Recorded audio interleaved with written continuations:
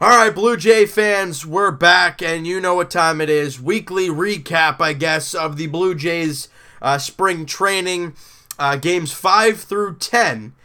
And the Blue Jays are now 3-7 on the spring, and we can't freak out because we got a lot of positive things to talk about here.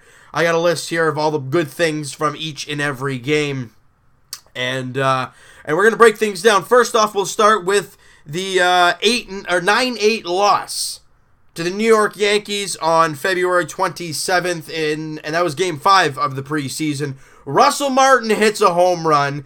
Anthony Alford and Kevin Pillar. Anthony Alford, a guy kind of working his way up the system and could possibly be, I'm not going to say September call-up, maybe an injury call-up for the Blue Jays this year. He was 2 for 2, and Kevin Pillar 2 for 2. We'll get to him a little bit later on. He has been on a tear so far this spring. And Marco Estrada, first inning of the preseason, of the spring training, he goes a clean inning of work, and Danny Barnes goes a clean inning in his inning of relief. However, the Jays lose 9-8, and I'm not going to talk about the bad stuff, because why do we need to talk about that?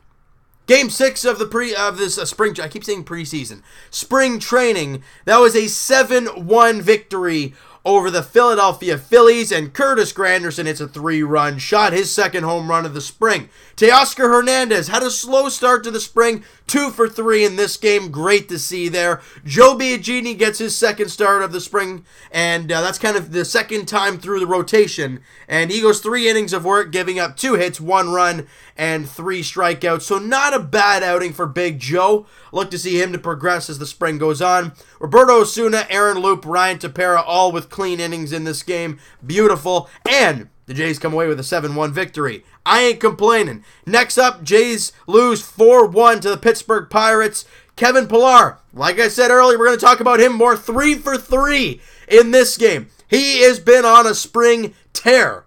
I mean, he slows down a little bit as the games go on, but holy smokes, did he have to get off to a great start.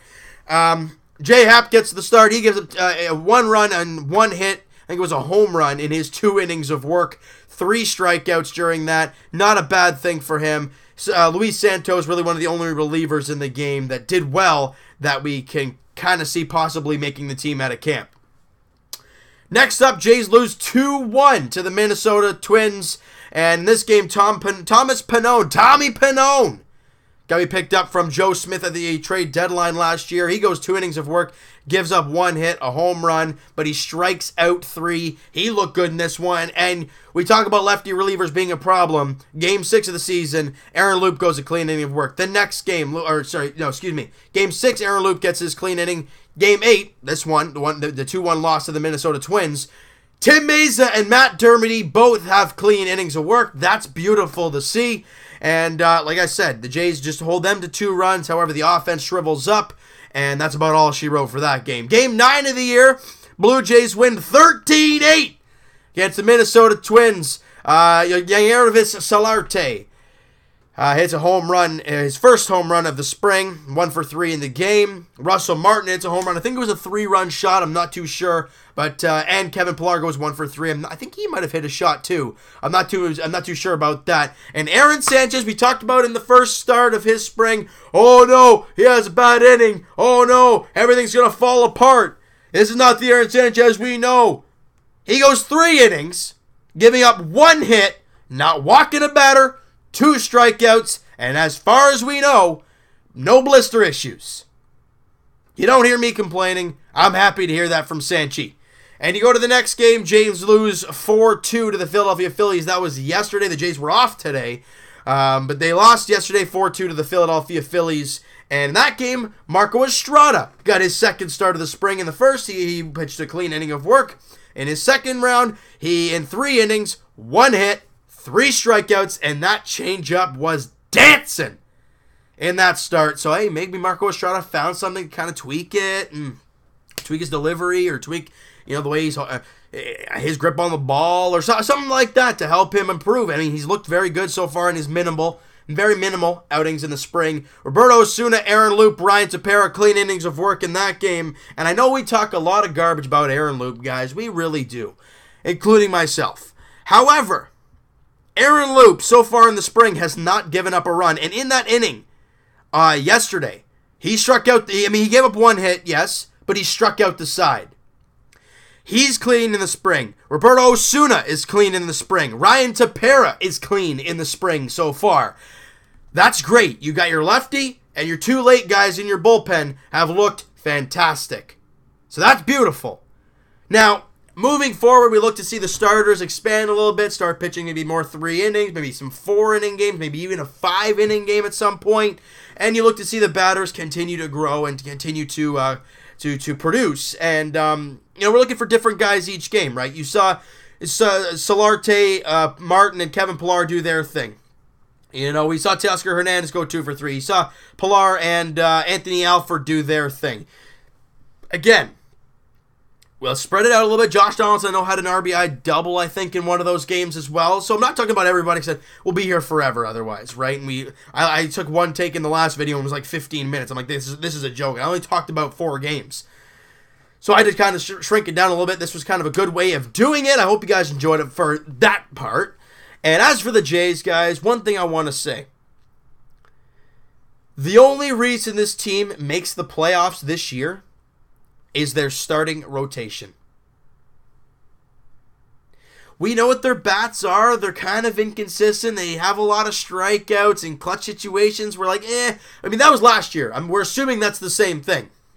Bullpen, it's serviceable. Saying 1-0, I think is going to do fine in the 7th, 8th inning role. I think he's going to do fine. Ryan Tepera and Osuna, if they can do what they did last year, other than blowing saves, they'll be fine. If Aaron Loup can pitch like he is in the spring, we'll be dandy with that. And then your bullpen's fine. So you look at that, and then you throw in some wild cards, maybe even Joe Biagini into the mix, that kind of thing. And then if you have Marco Estrada healthy and the way he's pitching so far, Aaron Sanchez, if he can be healthy, he'll be great. Stroman, I'm very cautious about him. Anything to do with your shoulder, you're like, I don't want to deal with it. So I'm hoping he's okay and everything goes smooth for him on the recovery back, I guess. J Happ, just want him to be J Happ. And that wild card, whether it be Biagini, whether it be Jaime Garcia, Ryan Baruchi, I would have said that, but he had a really rough outing in that last one. He was really roughed up. 5 hits and 5 runs in an inning and a third, so that's tough. But you know what? Everyone has a rough spell. So he can come out in the next game, fire 2 innings of clean work. You never know, right? So the only reason I think I see this team, as of right now, making the playoffs is their making the wild card is their starting rotation. If they're healthy and consistent, this team will be good. How did this team get to the playoffs 2 years ago?